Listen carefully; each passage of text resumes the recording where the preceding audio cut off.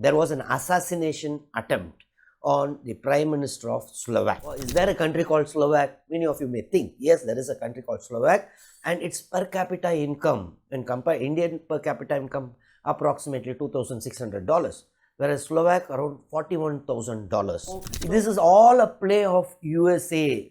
USA wants to create a sense of some fear in the Europe so that all are dependent on USA. Why a 71-year-old man suddenly took gun, tried to assassinate his own prime minister? Whether this is the real reason, whether he is a lone person, someone behind them, is it a geopolitical thing?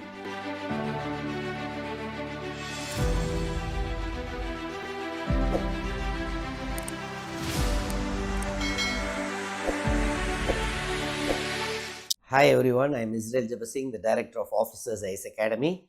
So in this decluttering channel, let us declutter an important issue. There was an assassination attempt on the Prime Minister of Slovak. We can also call it as Slovakia. So the Slovak Prime Minister, Mr. Robert Fico, yes, he was tried to be assassinated by someone 71 years old. Now, what is the reason?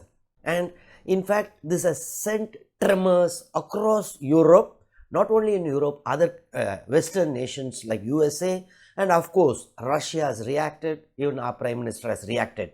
Why? Because this country, Slovak, is one of the developed country, even though we may think, is there a country called Slovak? Many of you may think, yes, there is a country called Slovak, and its per capita income, when compared Indian per capita income, approximately $2,600. Whereas Slovak around $41,000. So it is one of the developed country, and the standard of living there is very high, very educated, very good country, they say. There was an assassination attempt, and the Prime Minister, Mr. Robert Fico, is very, very serious, they say. Now, let us declutter what exactly happened, why there was an assassination attempt. Now, coming back, what is this Slovak country? Where was it all these years? Now, in fact, it started in World War I. In World War I, there was one group called Austria-Hungarian Empire.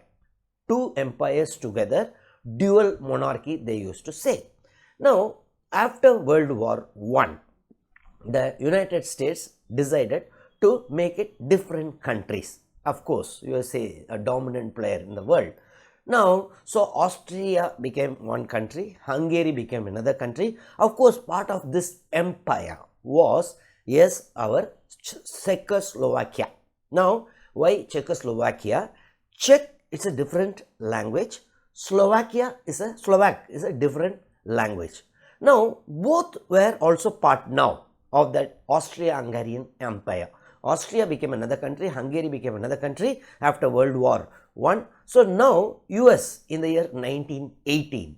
So they decided, okay, they promised the leaders of this Czechoslovakia that two countries will be born, two equal nations. One is Czech Republic, another is Slovak Republic. However, it was a shock when in 1920, when finally the constitution came out, it was only Czechoslovakia. So, two different languages, people of two different languages came under one roof, that is Czechoslovakia.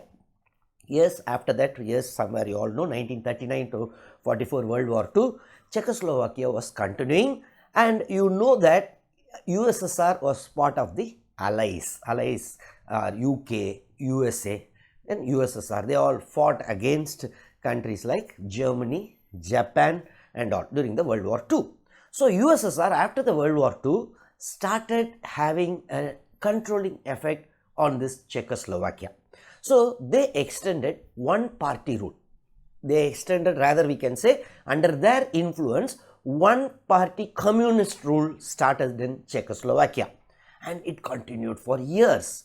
So like now today in China, there is one party rule, communist party. Same way it was there in Czechoslovakia, one party communist rule. People, yes, once you say communist rule, yes, freedom of expression, freedom of association, free speech, all these things will be curtailed. So yes, there were some people who came out, but yes, they were all suppressed. This was going on for long.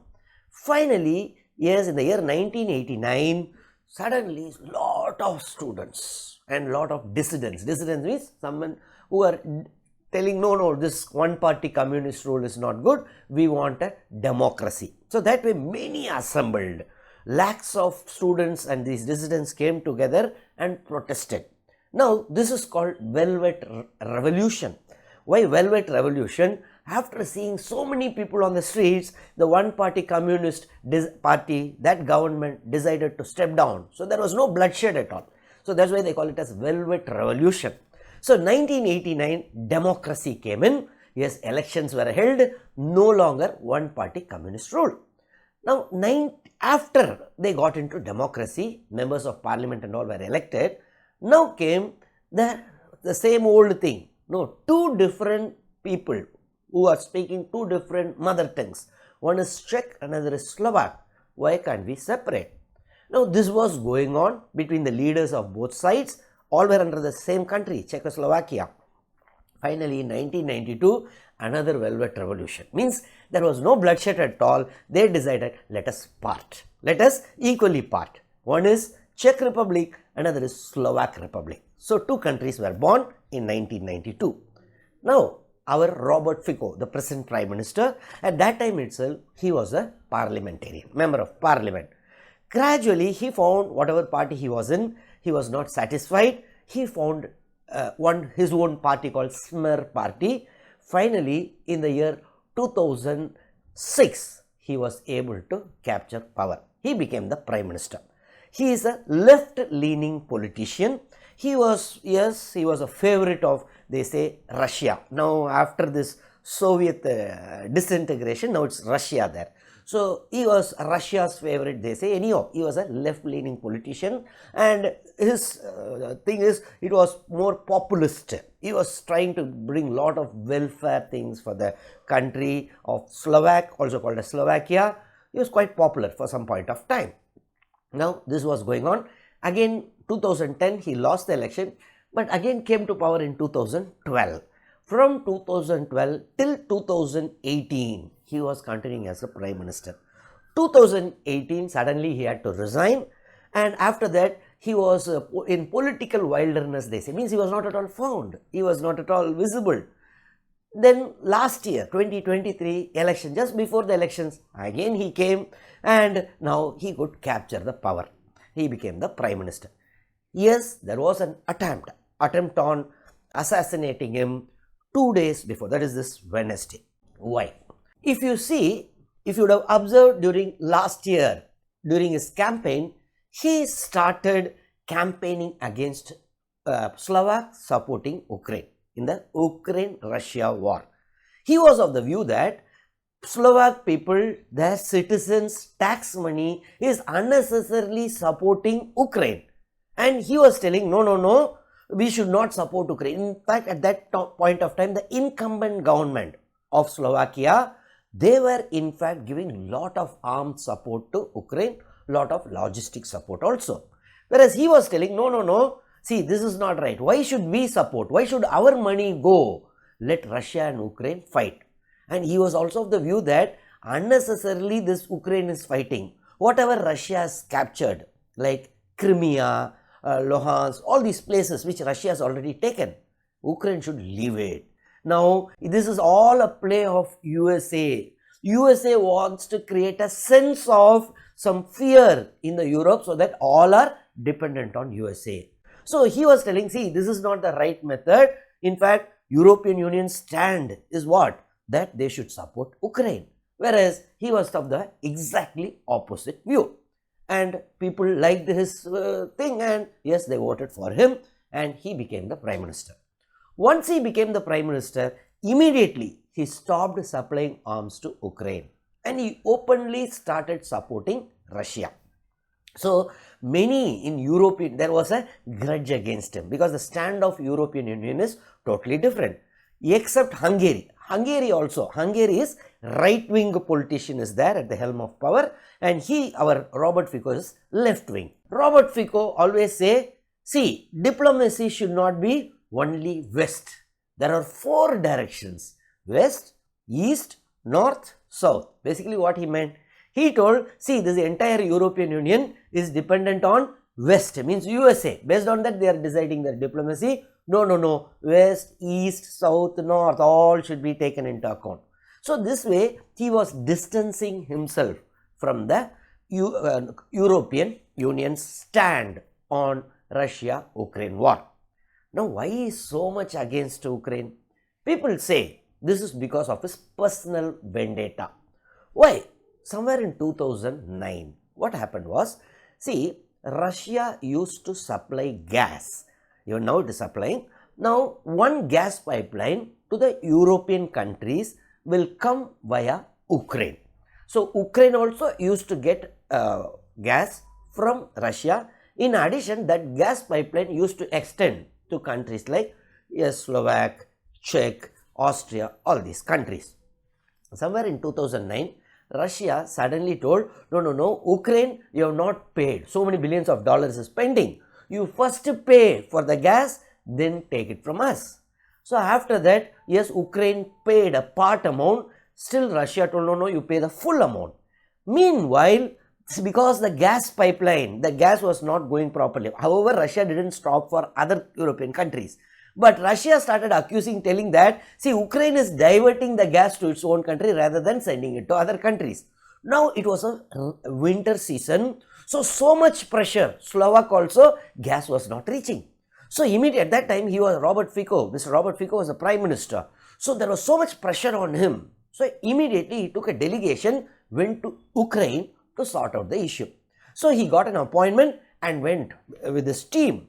However, they say almost 3 hours he had to wait to meet the Prime Minister of Ukraine. After 3 hours also, finally we went inside that room where the Prime Minister of Ukraine was there. There already a lot of press were there. So he was continually observed, and the Prime Minister at that point of time, when Madam was there, she was, in fact, 20 minutes only, there was a talk between them, and that 20 minutes just she was accusing Mr. Robert Fico that you are supporting Russia. Now, so he got so much irritated with the behavior of Ukraine at that point of time. From there, the delegation then left to Russia. Vladimir Putin, on the other hand, gave them a very good welcome in his palace. He hosted them and he told, I'll sort out the issue, and he sorted out also.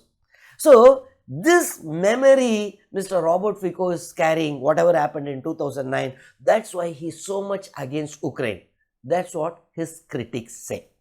Now the second issue is, after he came to power last year, he has brought in a new law. One draft law is there, where they are trying to curtail the freedom of media. See, in Slovak, there is a national television and national radio. If you want to equate it like Doordarshan and All India Radio.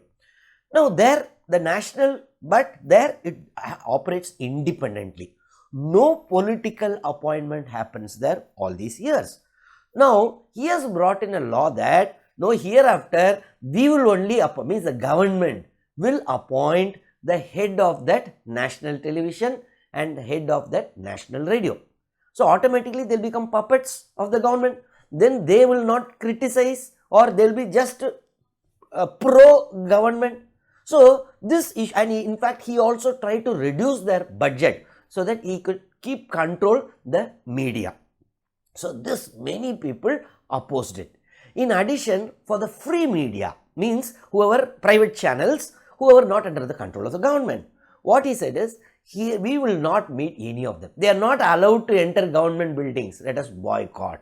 So, and he also tried to see, for every newspaper media, government advertisements are one important revenue. And from government, you should not choose between different media. You should give to all prominent media any government advertisements. But he stopped that. So this way stopped government advertisements for the private independent media which were critical of the government. So he tried to curtail the media. So this was one more issue. And the third important thing is, he removed, recently after coming to power, he removed one national ombudsman. Means like in India, there was one Lokpal at the union level, and the state levels Lokayukta, where Lokpal has the power even to take up the Prime Minister, ministers, they can investigate. Now, similarly, there was one national ombudsman in Slovak Republic, but he removed it. So, there was a lot of criticism against him for that also. On 15th May, 2 days before, after addressing a meeting, the Prime Minister of Slovak, Mr. Robert Fico, he came out of a building. He found some of his followers in a nearby road. So he went there and started talking to them. Suddenly, someone amongst them, one Mr. Juraj Sintula, 71 years old, very old man, suddenly he opened fire. 5 bullets hit the Prime Minister, and the Prime Minister, Mr. Robert Fico, is in a very, very serious condition. The reason he claimed why he tried to assassinate, because he says, see, Mr. Robert Fico is not supporting Ukraine. Russia is trying to take over Ukraine and we should help Ukraine. Now that is what all these days he has made several posts in his social media. This person is also a journalist, it seems. He is also a poet. So he has claimed that he is very much against Mr. Robert Fico's policy of not helping Ukraine in this Ukraine-Russia war. And the second thing he says is, he is also very much against Mr. Robert Fico's policy of intervening into the free media. And the third reason why he attempted an assassination over the Prime Minister was, he says that independent watchdog, that investigating agency, ombudsman, now Mr. Robert Fico removed it. So these are the 3 reasons I wanted to assassinate Mr. Robert Fico. Now it's very shocking. Now just for this one, these 3 issues, why a 71-year-old man suddenly took gun, tried to assassinate his own Prime Minister, whether this is the real reason, whether he is a lone person, someone behind them, is it a geopolitical thing? We do not know. As of now, what we know is, no, it was a one person who tried to assassinate. How is his condition? They say the hospital bulletin says, no, he is in very, very critical condition. However, the defense minister of Slovak, he told 4 hours operation was very much successful, and yes, we are very, very confident that he will come out of this thing successfully. He will be able to survive. Now, yes, world leaders all, including our Prime Minister, have condemned this incident. US President has condemned. Ukraine President, Mr. Vladimir Zelensky, he has also condemned the incident. Russian President, Mr. Vladimir Putin, he is a good friend of Mr. Robert Fico. So he has also condemned, and he has also told that, no, he is a fighter. Mr. Robert Fico is a fighter. He will come out successfully of this particular thing and he will be able to survive. So let us hope that he survives and comes out successfully. Any doubt in this video? Yes, you can post it in comments. I'll try to clarify. Through this video, we tried to declutter what were the issues behind the assassination attempt over Slovak president. Thank you so much for watching this video.